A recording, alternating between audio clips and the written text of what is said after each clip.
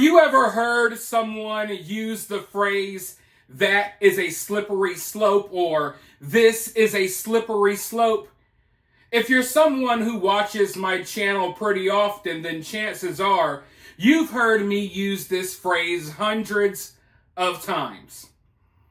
And right now, here in Western society, we are dealing with a very slippery slope when it comes to this whole men can be women and women can be men nonsense.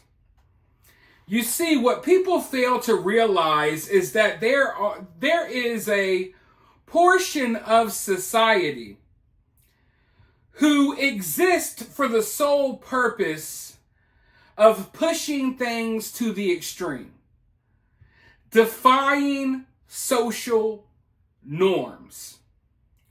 You see, in my opinion, there's nothing wrong with being gay. If you're someone who's attracted to the same sex, hey, that's perfectly normal. You know, I don't care who you sleep with or who you love, as long as they are consenting and of age. But you see, this portion of our society that always has to push and rage against societal norms, they often attach themselves to other communities. The LGBT community, for example. You see, somewhere along the line, somewhere along the slippery slope, it became not okay to just be a regular gay man anymore. It became not okay just to be a regular lesbian. No, you had to take it to the next step. You had to identify as the opposite sex. You had to subscribe to a fantasy world where, you know, gender and sexuality is just all one big confusing smorgasbord of nonsense. And I knew from the moment that we got to this point where people were confused over what gender they were, I knew that this would not be the last stop on the train. As soon as we normalize this, these same groups of people that have to push against and rage against societal norms, you know, once you accept that men can be women and women can be men, these people were going to push it to the next step. And the evidence of that has been all over the place. And just in case you didn't know what the next step is, you should know by now, if you're paying attention to the outside world, the next step is that people are going to be identifying as animals. You know, right when a lot of this trans stuff began, South Park made a hilarious episode about this. You see, on South Park, they have a teacher, a gay teacher by the name of Mr. Garrison. Well, he eventually got a sex change, and then South Park made this episode just talking about how kind of crazy this whole concept is. That you can just change yourself into whatever you want to be. So after Mr. Garrison turned himself into a woman, Kyle, I'm sure you guys know Kyle, he decided that he was going to turn himself into a 7-foot-tall black basketball player. And then Kyle's dad decided, you know what? I want to be a dolphin. So they went and got surgeries to be a 7-foot-tall black basketball player. They literally took Kyle's testicles and they used them as new kneecaps. And then they turned Kyle's dad into a dolphin. Now, at the time, I was laughing. I thought it was hilarious. I was younger. I didn't fully understand what was even going on in the world around me. But now I know that they were pointing out the slippery slope. And here we are. We are now at this point where it's not enough to identify as, oh, I'm a man that wants to be a woman or a woman that wants to be a man. Now they're already taking it to the next step. Now people are cats. Now people are dogs. In fact, in the news today, I kid you not, there are parents that are very upset because a teacher in charge of teaching little kids has now started identifying as a cat. And in the classroom, the teacher is licking themselves, cleaning themselves, purring, A lot of weird stuff. I want to go ahead and dive into this article because it's almost too hard to believe. High school teacher reportedly identifies as a cat. Licks hands, hisses at students. Parents have expressed their concern at a Queensland high school teacher who has reportedly been referring to themselves as a cat, allegedly hissing at students and licking the back of their hands during class. The teacher, who works at Marsden State High School in Logan City, south of Brisbane, has reportedly asked students to call her Mrs. Purr. Multiple parents have claimed on social media. Photos and short videos first published by the Courier Mail show the teacher wearing a cat ear headband and lanyard with the word purr on it while in front of a classroom.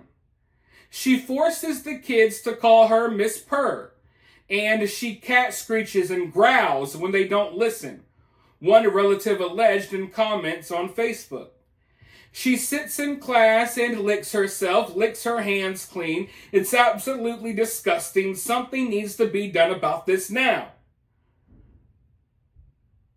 Now, the school has been reached out to for comment, but they have, refused to say anything. The same relative, though, says that she was confused by the teacher's behavior and expected that the school had been inundated with complaints. I myself would like answers, she says. It could be innocent, as I know a lot of kids can be overly dramatic. On the same Facebook post, one mother alleged the teacher made her daughter purr for a lolly. So this teacher has now decided, I'm not a woman or a man, I am a cat. And she wants to basically use her classroom as an experiment. And I'm telling you, when it comes to these type of people, it's 100% sexual. There's no innocence in it. It's all tied to some weird sexual kink. All of this stuff is. And yeah, she's getting off on the fact that she's making her kids or making her students purr to her in exchange for lollipops. That's the weird stuff that's going on right now in public schools. Now, this is obviously happening in Australia, but we've heard of things like this happening in America as well. Like I said, this is a slippery slope that is affecting Western society as a whole. Australia, America, the UK, what have you. But this is 100% the next phase, the next step, the next stop along the way down this slippery slope of a path that we're headed down. And I don't know if regular, sane gay people realize it, but these type of people are making y'all look bad. And in my opinion, I feel like this is almost an erasure of normal, everyday gay people. Now you can't be a man that's more feminine. Oh, you must really be a woman inside. Or you can't be a tomboy or a woman who's more masculine. You must be a man. Now the next step is, the reason you're confused about genders is because you're not a human at all. You're really a cat. You're a dog person. Then it's going to be, the transhumanism, trans species nonsense. And I know this sounds crazy to some people right now, but it's 100% going on. And it's actually been happening for longer than you think. You see, I used to go to a lot of different comic cons. I used to have booths at these comic cons, selling toys, video games, comic books. And I watched the start of this furry movement. You see, at first, comic conventions were all about comic books and action figures and products and toys. And then slowly it became more about cosplay. And at first, cosplay was cool. Yeah, everyone's dressing up as their favorite characters. These people are really artistic. Man, how did they make these costumes look so good? Sometimes you see things like costumes at Comic Cons that look better than any movie you've ever seen in your life. And then as cosplay and people dressing up at these conventions got more popular and widespread, all of a sudden these same types of people, these same types of people who attached themselves to the LGB community, these same people who push and rage against the societal norms, they started attaching themselves to Comic Cons. They started attaching themselves to like nerd and pop culture communities, because that's what they do. They infiltrate communities and then they disrupt them and turn them into perverted, weird nonsense.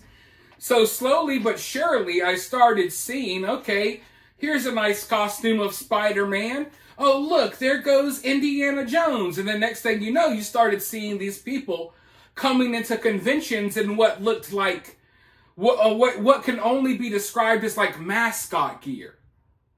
And I'm looking like, that's not a person from any anime or cartoon or comic book. You're just dressed up like a dog. What is this, right? And then I started noticing it more and more over the years. And what I started realizing was that these people weren't really at these conventions because they were fans of this movie or this comic book. They were here to kind of mingle and do their own weird little thing in a place where no one would really pay them any mind because everyone else is already in costume. And at first I was thinking how maybe these are little kids that like, some show with a dog or a cat. But then you realize, oh wait, these are grown adults more often than not, disguised in these mascot animal costumes that are at comic conventions, playing around doing Lord knows what with younger people, underage people who are also in dog costumes, and things just got really weird. And if you pay attention to these people, they will literally come to a comic convention and they will section themselves off to a little corner where they frolic around and they act like animals in public. And if you know, you know. And if you pay attention, you quickly realize that it's more than just fun and games. There's totally a sexual weird aspect to it. And these people like get off on pretending to be animals right there in the open in front of everyone.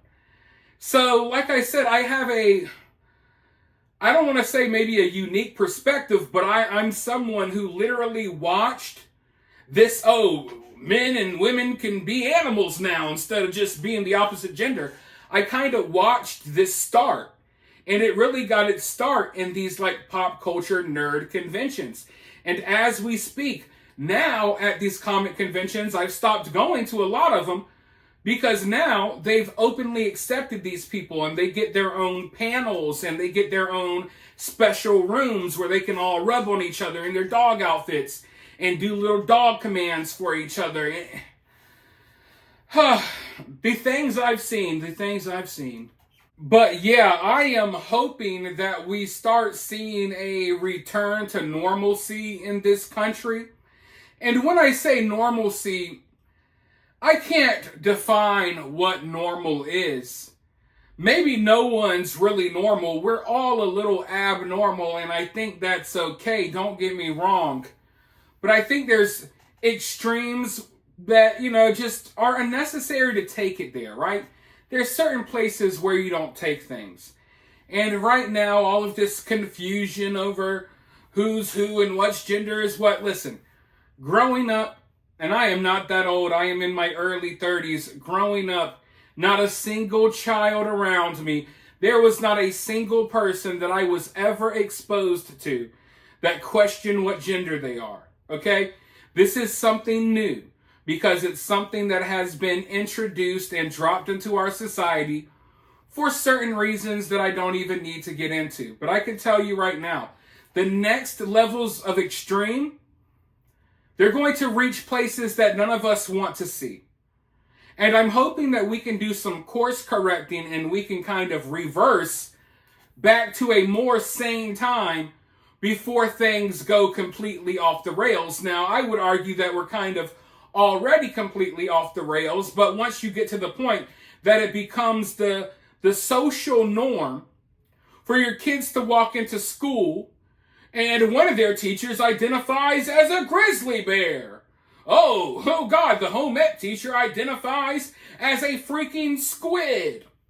And just wait until your son brings his girlfriend home that identifies as a freaking gecko lizard.